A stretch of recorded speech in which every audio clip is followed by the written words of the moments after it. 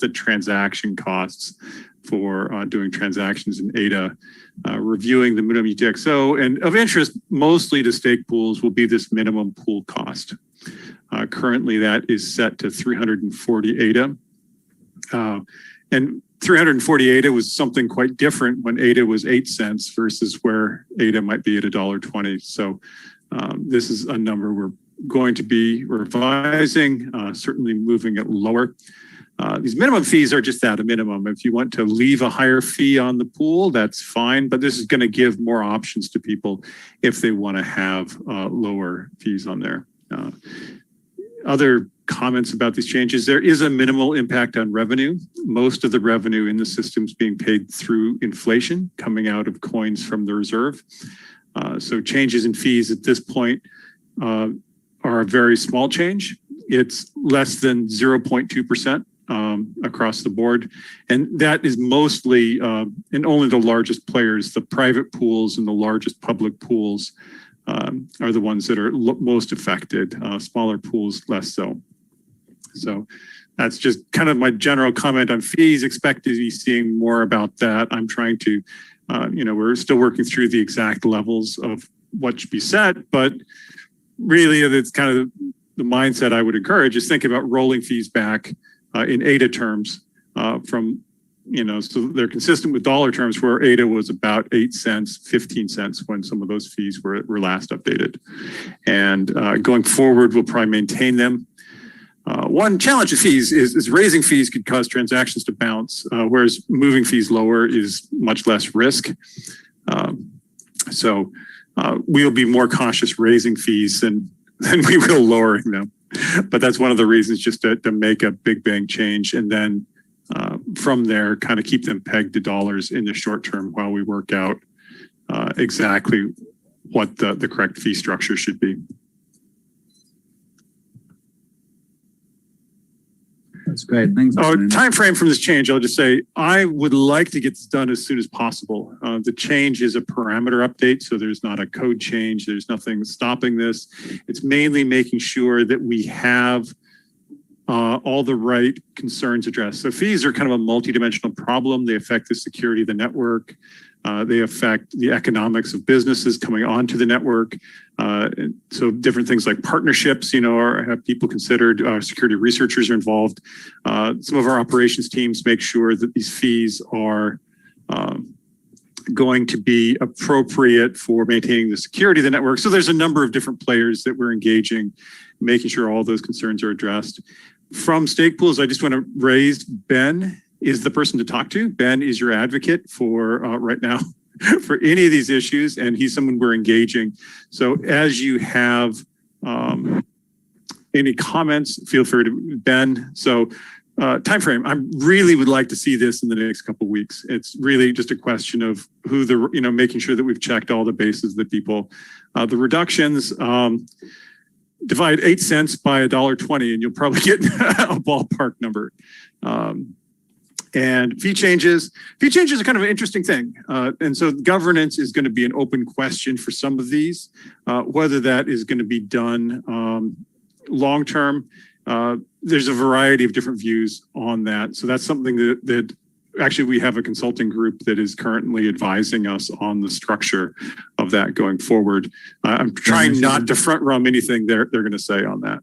One thing, Colin, I just realized I've forgotten a tradition of ours, which is just to remind everybody these calls are confidential. And what we're saying is you can talk about what you know, but we're asking that you don't reference who you've heard it from or where you heard it from. So it's totally fine that you know what Colin's talking about, but this is kind of like a closed door call. So I think we've explained that many times, but for anyone that's on the call and this is the first time, just an important note, it'd be great not to see tweets later saying like Ben said this or Colin said that, right? So sorry to interrupt you there, Colin. Yeah, no, in terms of things, this is going to be right now, there's kind of an advisory board. We're working with the model of having a number of different people representing the different concerns for the group. And while we're working out what that long-term strategy is, I don't think that we want to wait to change fees for that long-term strategy. We want to actually get some of those moving through. In terms of Daedalus rankings, certainly things like the minimum pool fee do disadvantage smaller pools. So if pools can drop that, they will be more competitive on Daedalus. The Daedalus rankings may have a number of other challenges to them, which I don't want to discuss, but it is something that will impact Daedalus rankings potentially, because it's one of the economic parameters you can change. There's a few questions in chat there, by the way, Colin. Let's see. Don't want to put you on the spot, so I'll let you pick out what you're going to answer. So will it be a change in how pledge is calculated?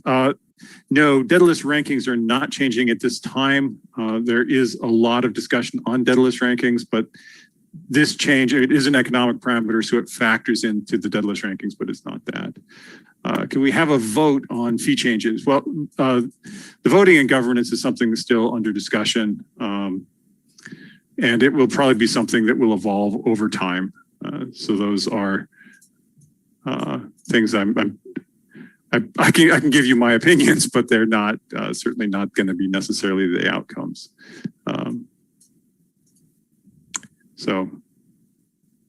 Saturation levels. I'm not sure what that question's asking, so I'm not going to do that. Transaction fees, yes, transaction fees are included in this parameter or in this set of changes. So the transaction fees would be coming down significantly as well in the short term.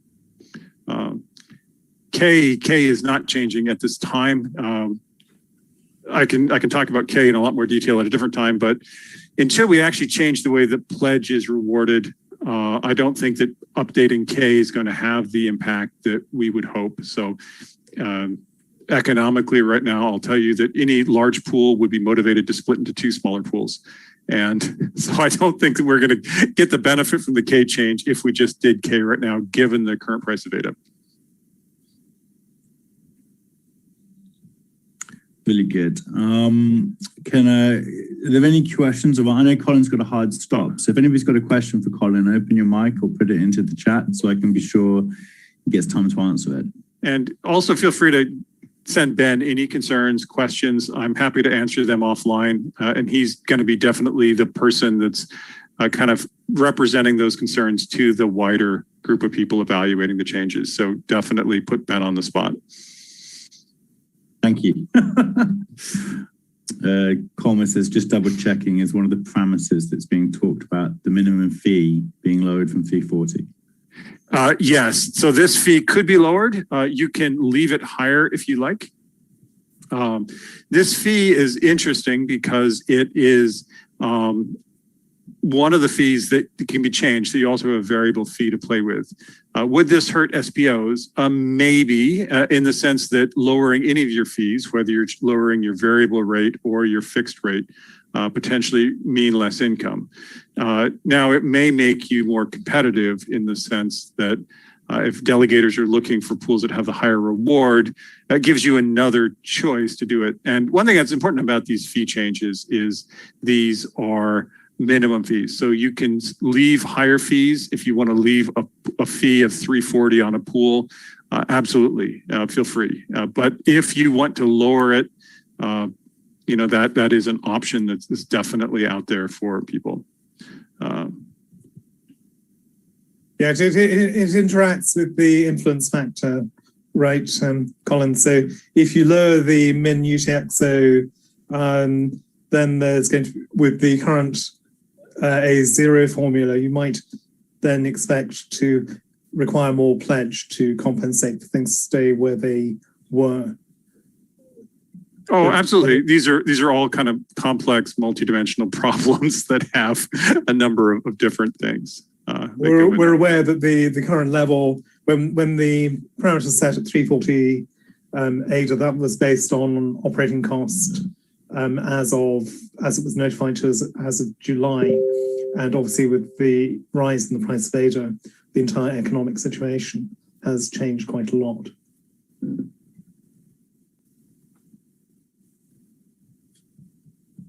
Okay, great. Some of the race to the bottom stuff I can address offline if you want to reach out to me. It's certainly a concern that we have as well. But at the other hand, it is having pools that have fees that are much too high also creates a situation where lower smaller pools are just much less attractive to delegate to. And so that creates a problem for growing delegation for those pools as well. I have a question in my DMs, Colin, where someone's asking me, changing fees could make some SPOs reduce their infrastructure due to costs and not blocks assigned to their pools or low number of blocks. Does that make sense? I think what's being said there, Ben, is that if you lower the fees that pools are getting, then of course the reaction of some operators will be to reduce their cost, their actual cost. Obviously, they don't have to reduce the cost they're advertising to users, but others could then perhaps outcompete them. So it's one of the reasons why it's very useful, would be very useful for us to know what people's actual operating costs were, so what were acceptable as minimum operating costs. And we only have a very general idea about that, I think. And just I see a comment there about the pool rankings.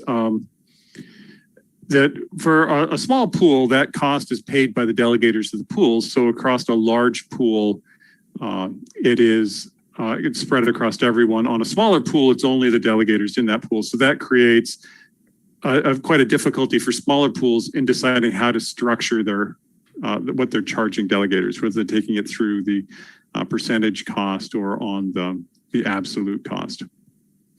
So it is, and just to say that race to the bottom stuff is absolutely a concern of ours.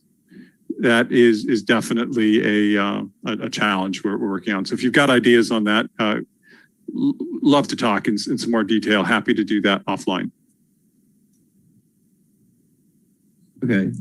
Yeah. So if anybody's got feedback, you can DM me on Twitter or drop me an email. I'll put my email in Slack. Sorry, we're not in Slack. We're in Zoom.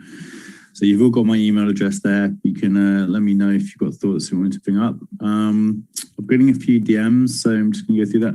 While I'm reading these DMs, I know we're talking about ranking. I've promised everyone, we did a big survey in December, January.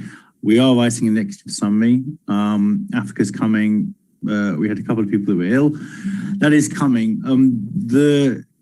The two insights, and this isn't setting sort of expectations, but one, I can see clearly that one of the critical issues is uncertainty around SPOs. That's one of the things strategically we're trying to address with that executive summary. And the second insight that I'm aware of and talking about with the teams is the need to differentiate. So sometimes these ranking discussions are quite a protocol-led discussion. As I've joined, I've had to sort of get up to speed, right? And so those conversations are technical. So it took me a while to realize that some of these were protocol technical-based discussion. And actually, there's a marketing aspect to this. There's a delegation aspect to this. And so the ability to differentiate is, again, a critical issue. And so those issues are being discussed in this exec summary. I do need to make sure that when we publish that, the teams and the people who are involved in the discussion agree for me to publish it. So totally my fault that we haven't got it up yet, but I am working on it and doing my best to give you a short update on that. And Sava, can I ask you to give us an update while I furiously read through these DMs and tell us a bit about who you are, what you do, and then give us your update, please. Sure. So maybe you haven't seen me much. The other guys are doing this amazing job around communicating to you. I'm doing something different. I'm product manager for Node. Let me give you what's happening last week this time. So we had an unexpected network behavior on last epoch change, second to last, okay? It was basically on Thursday. We saw that for 25 minutes, blocks were not being made in a proper way. So we had immediately urgency meeting and we had some options on the table. Now, here is the fun part I want to tell you. Our tools and our organization and processes have grew that much that in 2 days we already had a release that is fixing the issue. What happened? We had several options. We tried each one of them.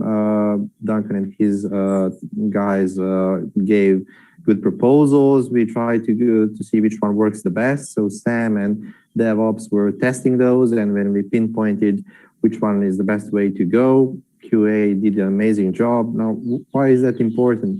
QA has done so much automation tests that ran automatically overnight while we were sleeping on Saturday, and the next day we already had some view which way is the best to go. So it was really good team effort that in 48 hours we had something that fixed the problem. And stake pool operators, all of you, have done an amazing job to upgrade, and we had over 70 or 80% of pools upgraded in 48 hours, which is amazing. So this problem shouldn't be happening anymore in that extent. Maybe Duncan and Kevin can give more details later. But the good thing is that we had this amazing feedback from SPOs, and our success of the new release directly depended on the number of the SPOs that upgraded. And if that number was much smaller, we could have had the same problem on the epoch change. So thank you very much for that. On other news, we are integrating extended UTXO. Everything is going well. Maybe we have a different channels for Bluetooth and how those things are going. I don't want to bother you about that much. So all our focus is on delivering Bluetooth as soon as we can. That's the #1 priority. And when that goes through, along the way, we will do a zero change that Colin was mentioning. So it's not the value, it's the formula that we are going to do. And with Alonzo hard fork, with new A0 rebranded, we will be able to deal with the K again. On other teams, I know we are doing portfolio manager, which is basically delegating from one wallet to several stake pools. So when that is enabled within the wallets, it will be a really good success for K change in the next instance. Colin mentioned the other fun parts. I'm going to skip them. So that's it. Do we have any questions for me? Then no. There's a question about QA, but I'm happy to answer that one. Yeah. And RT view as well. RT view, yes. Dennis, who is primarily focused on RT view, is doing some things in parallel that are enabling us to do better profiling and benchmarking. So currently, we are planning one release, I believe in this quarter. I'm not sure if it's May. And afterwards, we will see how it goes. Definitely, RTView has some good traction and great ideas we can do, but we need to balance it out with Bluetooth and Alonzo hard fork, so we can iterate quickly if there are any changes necessary along the way based on the feedback from testnet. Excellent. Thanks, Ava. Just a reminder, because a lot more people have joined, the tradition is we're operating under Chatham House rules, which means the call is confidential. You're free to talk about what you hear, but we're just asking that you don't say where you heard it or who you heard it from. So that's the format or the way these calls work, which is why we don't publish a recording afterwards, which I'm asked about frequently. Duncan, could you give us an introduction to who you are, what you do, and an update, please? The hat I wear is the Cardano Technical Architect hat. To a first approximation, it's all my fault whenever anything goes wrong. So maybe I should just briefly talk about the 126.2 update, what the actual bug was, what the fix was, and talk about what we're planning to do to do better on that sort of stuff in the future. And then I can give an update on the peer-to-peer status, because I think that's something that people are quite interested in, and there's quite a lot to say actually. So on the bug that we had with the performance at the epoch boundary, the problem was that, well, the problem has been that we took a sensible development shortcut when we were doing Shelley, so that certain bulk computations that have to happen in the ledger were being done at specific times, like at the epoch boundary or at the rewards calculation point. Ideally, these things should be spread out over time, and that is what we will do in future. But we took to get the Shelley out the door, months earlier. We took shortcuts, and that was one of them, was of doing those calculations simply at particular points in time, and then as those those calculations have got bigger and bigger, that eventually becomes a problem, which everyone of course saw previously with the reward calculation point. Previously we were getting on for a minute or two of pause time at the point at which rewards are calculated, and we eventually decided it was time to do something about that one, and we did some extra development work to spread out that computation over time, so that now at the reward boundary there's almost nothing that happens because that computation gets spread out. Now, we had always been planning to do the same thing for the things that happened at the epoch boundary, but what caught us off guard was so there's another bulk computation that happened at the epoch boundary, but the thing that we had missed was that once D hits 0, there's a problem that was unmasked at that point. So this computation that happens at the epoch boundary was happening each time a node was trying to forge a block immediately after the boundary. Like the first block so each node that's trying to forge blocks is checking to see, is it the leader in each slot. Ken, sorry to interrupt you. There's just a lot of messages about asking you to turn your mic volume up or to speak up or scream into the mic very loudly. How is that? Can you hear me better now? That's wonderful. Yeah? Silky smooth, yeah. Okay. Sorry about that. So I'll try not to jump back too far, but so the fundamental problem was that this bulk calculation, that only takes about 10 seconds or so, that was happening at the epoch boundary, was being repeated, and we hadn't realized that was going to be what would happen. That was unmasked by the fact that D hit 0, because this is repeated. It was being repeated each time a block producing node was checking to see if it's the leader, because we were advancing the ledger state, and when we advance the ledger state across the epoch boundary, we have to do this 10 seconds of computation, and so that was happening for every slot leadership check. Now, that didn't used to be a problem, which is why we hadn't noticed, because the very first slot in every epoch would be produced by one of the BFT nodes, and so and then thereafter, all of the slot leadership checks are trivially cheap again. So that was why, and that was missed. And then the solution that we deployed in 126 adjusted the cost so that we weren't paying that 10 seconds at each point. Now, it's a completely legitimate question to say, well, what about QA, et cetera, et cetera.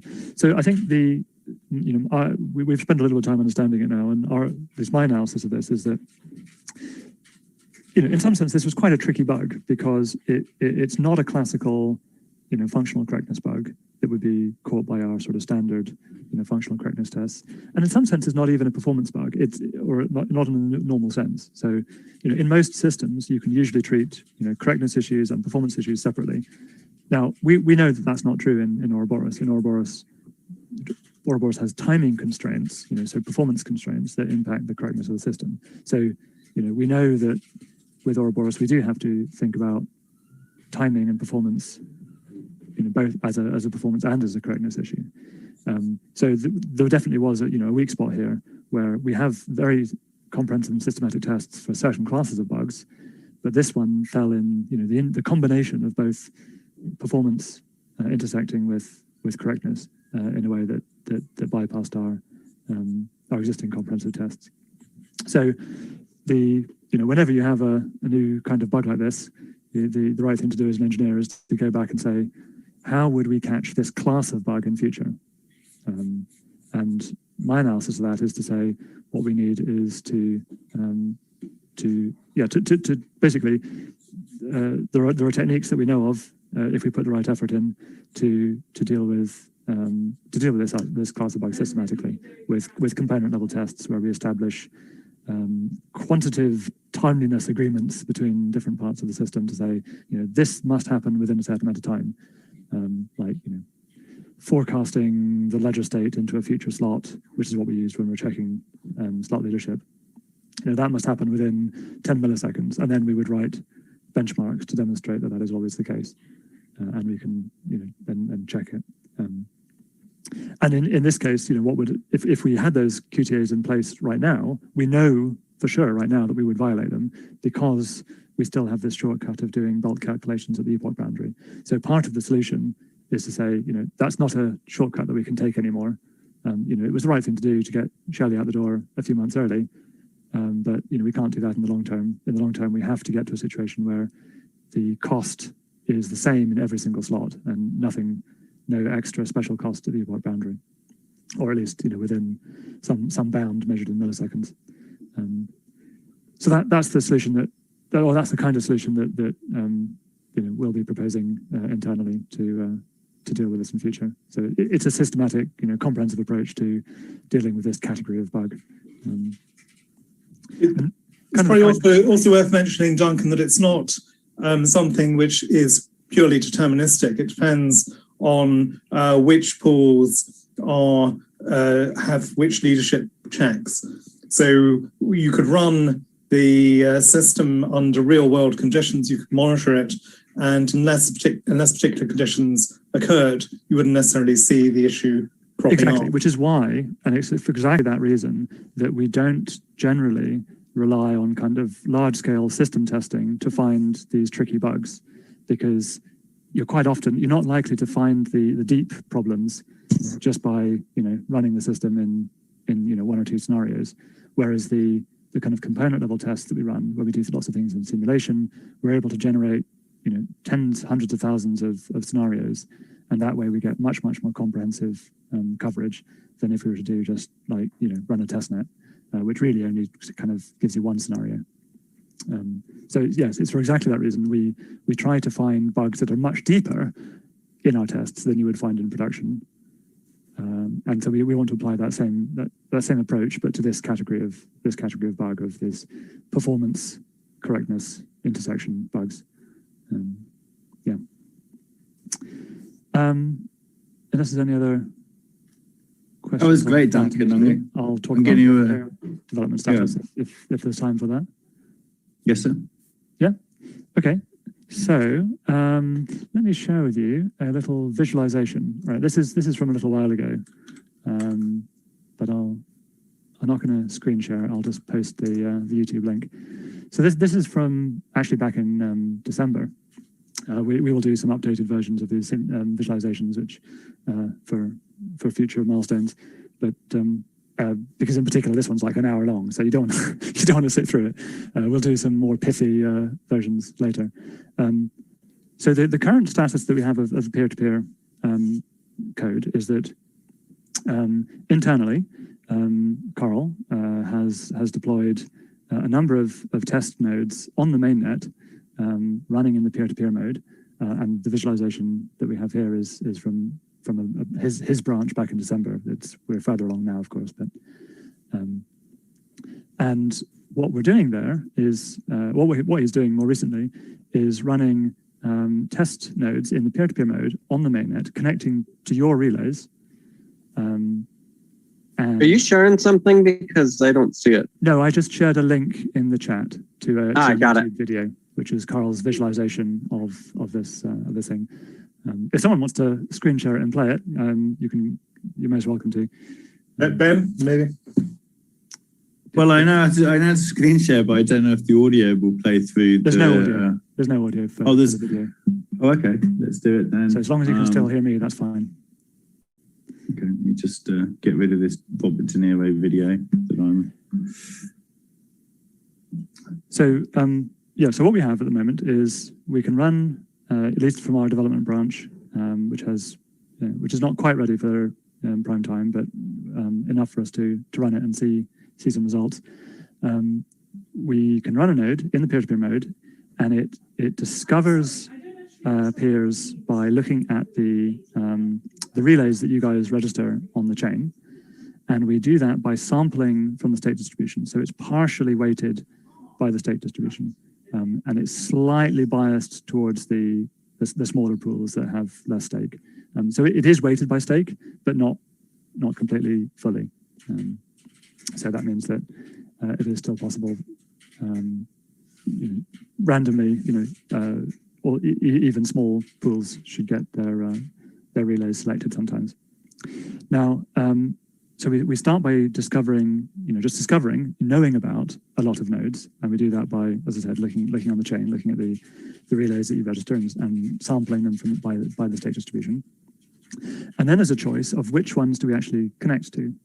And so the mechanism that we use is that we start by sampling them randomly from the ones that we know about, which themselves are sampled from the state distribution.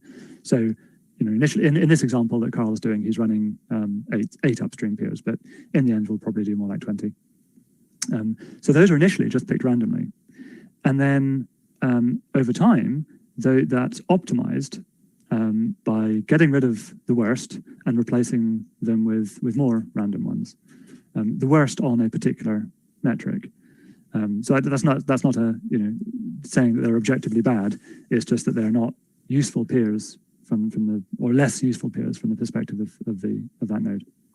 So the metric that we use is one that is based on our work with a research team that we've been working with for the last 6 months to figure out what are good policies, so that that by a choice of a local policy based on local information that can be observed locally by each node, they can pick their peers in such a way that overall the peer-to-peer graph as a whole is optimized towards minimizing the block distribution times while also being robust to adversarial behavior. So the particular metric that we have gone with is one where we look at what we call an upstreaminess metric. And if you look on the left-hand side, in the top left corner there, you can see there's the various pool names, and the number next to them is their current upstreaminess metric. So what is that? That is a metric where we say each time a header arrives, if that header later makes it into our chain, so we sort of look at our recent chain, we look at the headers, we look at the blocks that we've included into our recent chain, and then we say, well, for those headers that we did incorporate into our chain, so they're definitely valid, they're part of the true chain, we look at which peer gave us that header first. So from which peer did we first see that header? Who gave us that header first? And the peer that gave us that header first, we give them a point. And we just do that continuously. And that's what you see the numbers here. So that the higher that count, that means it's the more frequent that pool has been the first peer to give us a particular header, which is a rough indication of them being, between us and the original block producer. So they are kind of upstream of us for the block producer. Whereas you can have peers that, just never or very, very rarely are first to give you a header. And in which case those are probably downstream from you. And so they are not useful peers to select as upstream peers. So that's the metric we're using, and that's the promotion and demotion procedure. And what we're planning to do is, roughly speaking, like do a bit of churn, like demote to, promote to every hour or something like that. The exact timing we'll figure out, and it may become a variable rate that sort of smooths out over time. And this gives a kind of an optimization procedure. Now, it may seem like a slightly odd metric. However, this is based on the research results. So this is the metric that we have simulated in large scale networks. We've done network, or our research partners have done a large scale, 10,000 node peer-to-peer graph network simulations using this policy. And we have shown in that simulation that this policy rapidly converges towards a topology of the peer-to-peer graph that is within a relatively small fraction of what is more or less optimal. So, which is frankly brilliant. We were originally aiming to get within like a factor of 2 of optimal, and we're well within that following this policy. So there's at some future point we'll do a better, more public presentation of, and maybe a blog post of some of these graphs and stuff from the research. But basically, the researchers have given us a very nice policy that relies on global knowledge. So obviously that's not directly implementable, and that's kind of like the theoretical optimum. And then this policy, which relies only on local information, gets within a small factor of that optimal policy. It doesn't do it immediately. It optimizes over time over a number of iterations, but it starts out okay and it gets really good. So that's the current status of things. We are going to be doing the more internal test nets, which Sam will be involved in, and then after that we'll move to an invite only public, semi-public test net, and then a public test net.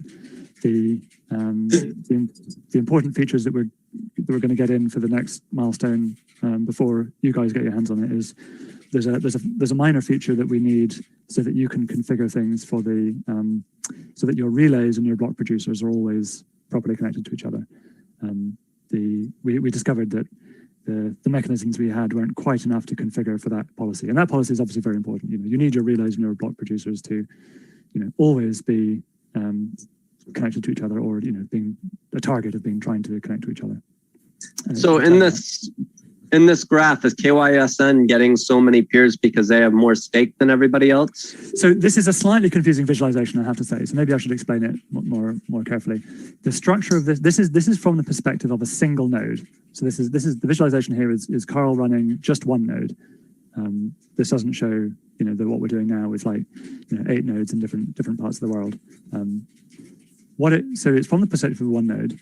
The structure of the graph here is by continent, and then by country or region or whatever, and then it's the pool within that region, and then the number of little blobs there, I think corresponds to the upstreaminess metric. So that's we saw a header first from them. Ah, okay. I think that's correct. Yeah. And so one of the things you'll see here, I mean, if you jump forward like an hour or two, you'll see that the pools have changed because we've demoted the worst 2 and promoted 2 more random ones. And the other thing that you'll notice if you look at it at various steps through time is that we never end up in a kind of degenerate state where we only have peers from our local continent or something. And we do end up with a reasonably good spread. I mean, it's partly dependent, obviously, on the stake distribution, partly dependent on where stake pools actually are. But given that there are stake pools in North America, Europe. So likely this node is in Germany, and it's basically getting the blocks fastest from KYSN because it's geographically closer. Probably, yeah. I mean, this doesn't mean that they're being produced by KYSN. It just means that KYSN is the. It's just that KYSN is the one that's relay that we are giving them to, belonging to that stake pool, is the one that is very often getting us the header first. Yeah. Okay, and South then Africa, I understood correctly. If I understood correctly, basically. Oh, sorry. No, you go first. You go first. If I understood correctly, basically the pools that have the most stake are going to take the brunt of the clients connecting to them. We do right? Because you said there's a little bit of weighted stake distribution, but it's not 100% weighted by the stake distribution. That's right. And that's partly just because we can know about a lot of nodes. And roughly speaking, most stake pools have got 1 or 2 relays. So we kind of can't oversample from the pools that have most stake because they only have 1 relay to give us. So in that set, that kind of tends to weight it back towards the smaller pools. And if necessary, we can introduce a scaling factor so that we don't bias it too much purely by stake. But it is useful for the security argument to take stake into account, and it also, I mean, it is also socially justifiable that the pools that have the most stake should provide more of the resources of for the infrastructure of the system. Yeah, you could abstract that too. That basically they're going to get the most Daedalus clients connecting to them because they're weighted on the stake. So basically they're going to have enough relays to be able to support that. So there's a question about, do you have any metrics on upstream in South Africa?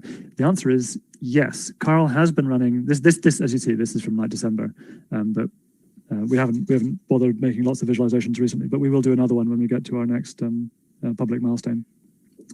But Carl has been, right now, he is running 8 eight of these demo nodes, and he's running those in all corners of the world, including South America and South Africa. And what he observes there is that things are roughly the same. That we still get, a good spread. Yes, there's not a lot of nodes actually in South Africa, but if you are based in South Africa, the view of the world from your perspective via this metric looks fairly similar. You end up with, a reasonable spread of nodes. And we have suggested to the team within IRHK that works on staking and delegation of IRHK's own stake, that IRHK should run some of their own pools, the private pools in different parts of the world, and also consider delegating to. This is just recommendation. I'm not saying this is what they'll do, but from the network team, we have a recommendation that the IRHK take advantage of their position to get some geographic distribution, because that will help other pools to be based in other parts of the world rather than just Europe and US and Asia. What was I saying before? Next milestones. Yeah, so there's this feature about being able to get more precise configuration so that your relays and your block producing nodes can always you can have a strong guarantee they'll always be talking to each other. And then the other important thing that we have to do before you guys can usefully lay your hands on it and give us feedback is that we need to get everything into master in such a way that that you can turn the peer-to-peer mode on or off by configuration. Whereas what we have right now for the development is we've just we've been doing it in a branch where we just ripped out the old stuff and we've replaced it all with the peer-to-peer stuff. But that won't fly for doing it in master. So we have to basically put in a big switch to switch between one or the other, and do a bit more code review, and then merge it all into master so that we can sort of turn it on or off, run it in peer-to-peer mode or not. Otherwise, you'd have to build everything from some funky combination of branches, and that's going to be a pain in the posterior.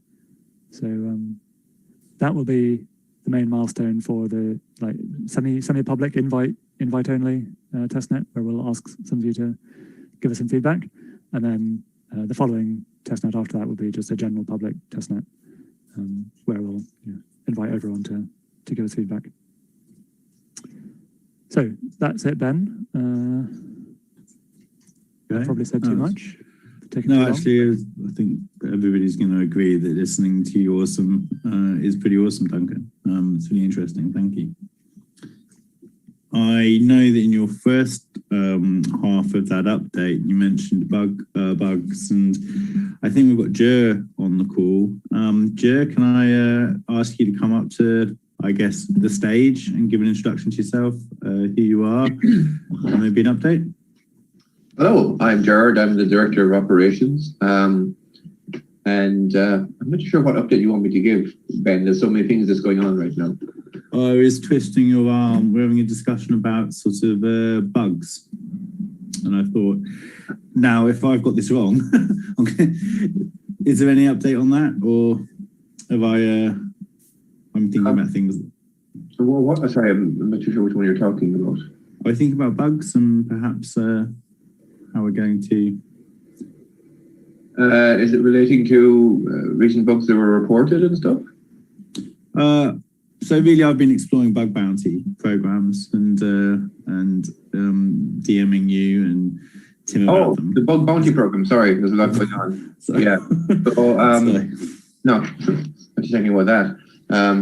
So the bug bounty program is it's a program that we've been planning it and preparing this and thinking about this since I think Q3 or Q4 last year.